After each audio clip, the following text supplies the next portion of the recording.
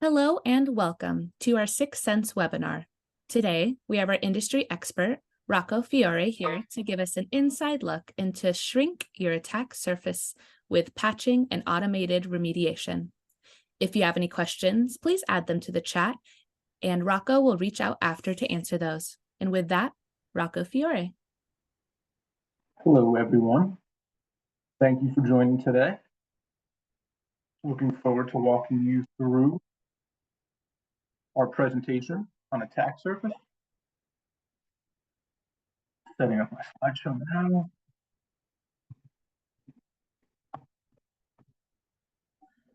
I'm a solutions engineer here at Syxsense, and today I'm presenting on how to shrink your attack surface with patching and automated remediation. First of all, Syxsense, what we are and our solution is comprised of is an endpoint management solution. Combines IT management, patch management, security vulnerability scanning in one powerful solution. I'll be walking you through how Syxsense helps to save time while reducing your attack surface. Let's get started. First, the basics. What is the attack surface? Some of you may already be aware, but just to touch on this again, attack surface is the sum of all points of entry, attack vectors, for a bad actor to exploit. We'll break it down into three categories. Digital attack surface, which we'll be focused on today, physical attack surface, and then human/social engineering attack surface. The analogy most typically used to explain attack surface is Luke Skywalker finding the open port on the Death Star in Star Wars. We're in a very similar situation, especially in IT, where open ports are a common attack surface by bad actors, as well as insecure protocols and a host of other ways bad actors can enter your environment and compromise your systems. So where do we get started? How do we focus on reducing our attack surface? The basics. We want to focus on really good hygiene and strong configuration within our environment. Now, the industry, fortunately, has come a long way, and we have a number of standards to help us start and create a hardened baseline. A baseline is a standard across our environment that we want to follow and that we can be sure has a small attack surface and not many pathways of entry for bad actors. And the most common place we can start and utilize is our CIS benchmarks. This is the Center for Internet Security, and they've prescribed a framework with a number of fixes, which we'll get into some examples in a second, to help us establish a secure baseline. The reason why CIS benchmarks is so common is because they map closely and have overlap with a number of other frameworks. ISO 27001, 27002, as well as more specific frameworks such as PCI DSS, HIPAA, other industry-specific frameworks.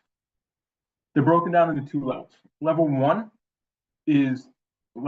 are fixes that are implemented with ease, very little performance impact. We can implement these with little disruption to the end user. It is the low-hanging fruit, so to say, of security within our environment. The second level is intended for environments which security is of prime importance. This is a step up. You can have a performance trade-off with implementing these. It needs to be implemented with greater care. A more in-depth analysis of the impact that these will have on our environment is needed.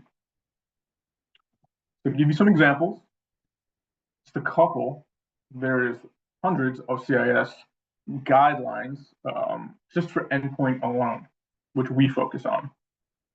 But they do give guidelines across many other areas, such as network, software, etc.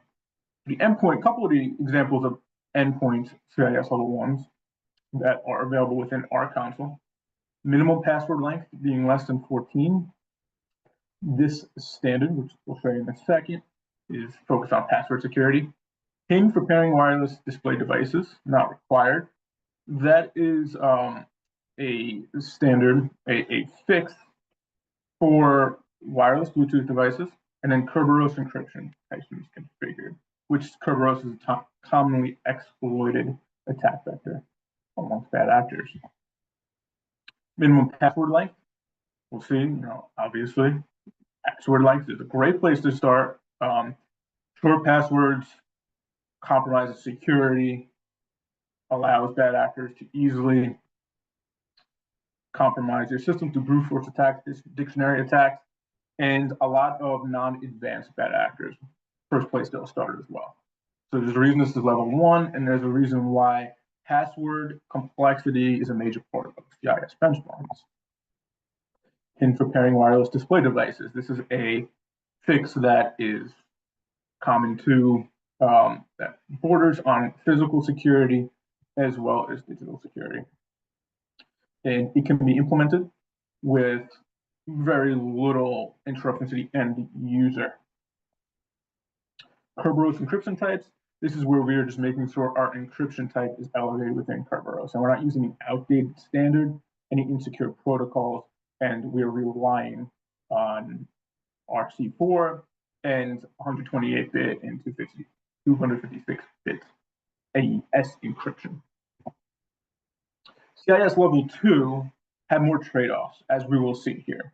And no one size fits all. All has to be done on a case-by-case basis based on your environment, as we will see. But the possibility of having impact to the end user is generally higher level 2.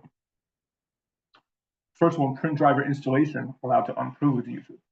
We can see here that this can be a high-risk vulnerability in some environments. If your users or you're not have many printers and there isn't many printers in the environment or none, it may be some low-hanging fruit as well that you can easily apply. If there are many printers within your organization, this maybe have more trade-offs for your end users. Remote shell access allowed. Obviously, if your users are not using remote shell, then this is low-hanging fruit as well, where you can easily implement it without any impact to your end user. Microsoft Store apps now preventing from launching. As we know, the Microsoft Store could be a vulnerability exploited by bad actors. If your end users do not utilize it whatsoever, then again, no trade-off, low-hanging fruit as well. If they do utilize it, you should proceed with caution and implement it wisely. Ensuring this baseline. So identifying some hidden attack vectors, those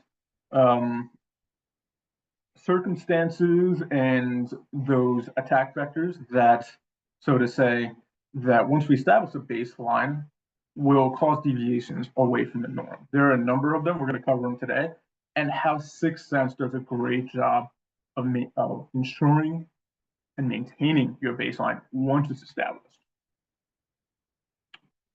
Hidden attack vector number 1, supply chain. This is software supply chain. So, the Trojan horse came as a gift. Everyone was excited to see it at first, and in the end, not so excited. Same thing with every bit of update, patch update, and software that we receive now. It's very hard for us to ensure that each bit of software we receive does not have a major misconfiguration that could lead to a vulnerability. Syxsense takes a number of steps, which we will get into, on making sure you can have more peace of mind when deploying updates and software. Typically, the situation here, a great example, I will meet with prospective customers and before Syxsense, or at the time when we meet, they are typically waiting 2 weeks to a month to apply Patch Tuesday updates. Why? They want to see if any major misconfigurations has hit the news and use the public as a guinea pig, so to say. That 2 weeks to a month is way too open of a window for bad actors to act. And I don't need to go into a long spiel, but we know how the use of dark AI and other tools are making that window to deploy updates smaller and smaller. Understaffing. Typically, this one sneaks up on us. Cybersecurity, we're more work creeps up on us, creeps up on us, creeps up on us. And instead of some organizations, instead of adding more staff, we'll cut staff and we're expected to do more with less. And although prioritizing is a necessary principle within our cybersecurity practice, because we can't do everything under the sun, when does it become compensating? When does it become we are only prioritizing because necessary controls, our baseline is we don't have enough time to even maintain it. And if I was a bad actor, not, but if I was, this one right here, if I could target understaffed organizations, this is probably the best, the most vulnerable organizations are the understaffed ones. So Syxsense can help with this greatly.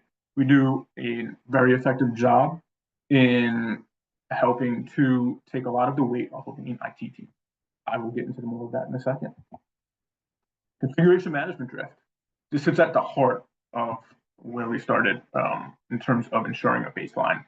How can we ensure that more assets are added to the environment as time goes on, that we can keep and maintain our baseline?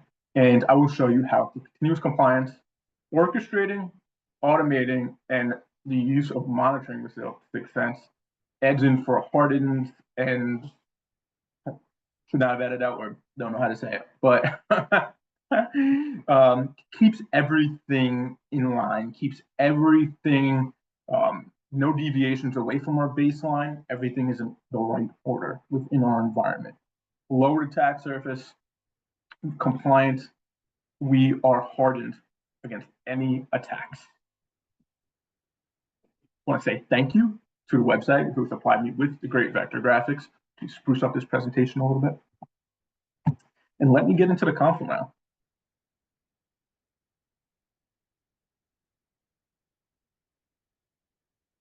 One second as I pull my screen up. Again, so this is the Syxsense console. As you can see, we have 3,300 definitions within our vulnerability library focused on endpoint security. Within those 3,300 definitions, CIS benchmarks level 1 and 2 are prescribed. We have over 500 of these benchmarks. And not only do we have level 1 and level 2, including the examples I just gave, within the console, our content team has created automated remediations. Everything you see here that says yes means it has an automated remediation available. So as I scroll down, we have over 3/4 right now, and our content team is working hard to bring that within parity. So that number increases every day, but over 3/4 have automated remediation. So you can quickly, as a customer who has a lean IT team, maybe a team of 1 who hasn't touched any type of configuration management, you have to now meet cybersecurity insurance specifications, or if you just want to make sure that you have a secure environment and protect yourself from ransomware, and you want to get within compliance, you can easily do that. Instead of this taking weeks and months and being a major project, you can easily use our automated remediations to get within compliance. And we will use one of our examples, such as CIS 1, to show you what I mean by automated remediation. Minimum password length, less than 14. We can go to each of these and easily click security issues and target our devices instantaneously for that fix.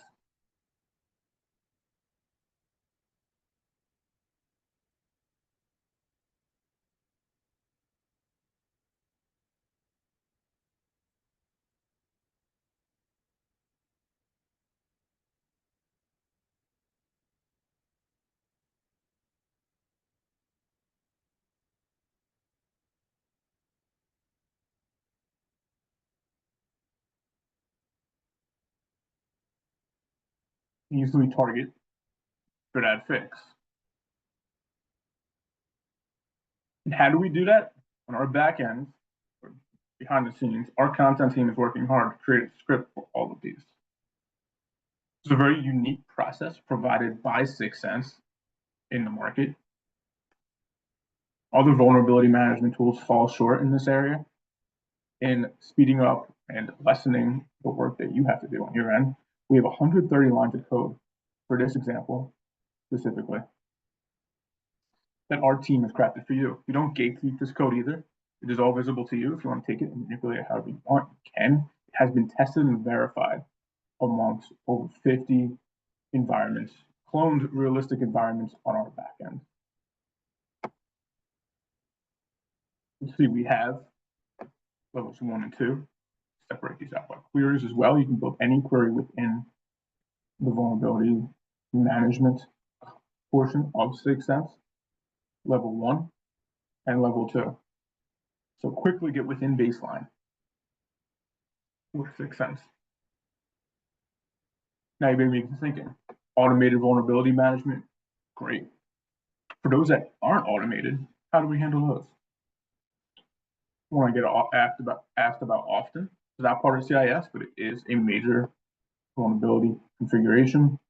Is Windows 11 updates being blocked, not being blocked? How do you handle that? Well, you can click on View Details, and you can see step-by-step instructions on our publicly facing website on how to remediate that vulnerability. And then using Cortex, which is our orchestration automation engine, you can take that a step further. To be able to automate globally the process of remediation, easily build out the remediation for this vulnerability with our no-code drag and drop editor for registry key edits. Code can be applied to any set of devices. Now, to touch on our 3 hidden attack vectors, how do we ensure supply chain security for your organization? All of our content is pre-vetted and tested before it ever reaches the console. We are Microsoft Map partner, so all of our Microsoft patch updates we receive 4 to 7 days before public release. We will then test those updates in a swift and scrupulous manner so that within 24 hours, you receive all your updates tested and verified. So you don't have to sit on them for 2 weeks, a month, watching what happens in the news. You can apply them right away with peace of mind. Same goes for our third-party updates. Over 50 vendors that we have for third-party, all tested and pre-vetted for your safety.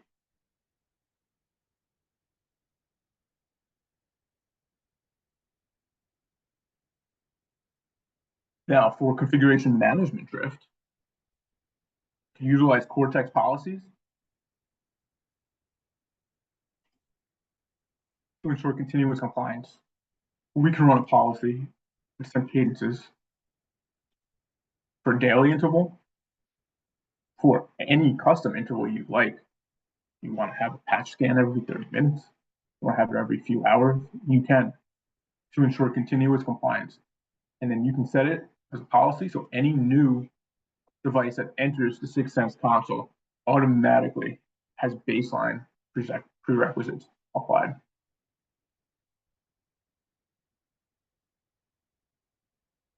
And for our third attack vector, understaffing, Cortex helps lean IT teams do the heavy lifting for patching, all automated in a set and forget fashion with the ability to control whatever you'd like to control. Our orchestration engine helps reduce time, in cases sometimes tenfold how much time you're taking to apply your patches. Can be done for workstations. We're also great with server patching as well. Can build out entire pre-flight, post-flight checks via servers, all the nuances needed to ensure that they meet your intended baseline.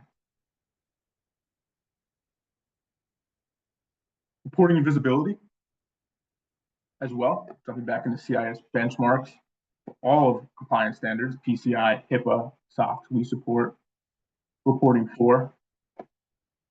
CIS benchmarks, after you apply, you can continuously report on those as well. As you see here, we have a breakdown of our environment, where we need to get better, and where we are compliant. This is great for not only your IT staff, using it for visibility to prove out your work to risk auditors and also non-technical staff. You can see full breakdown of level 1 and level 2 organized accordingly. And that is how Syxsense helps to lower your attack surface. Any questions? Please let me know. Thank you for attending this webinar. If you want to take a deeper dive into the console and meet with one of our staff one-on-one, including myself, please reach out and we'll be happy to set that up. Thank you.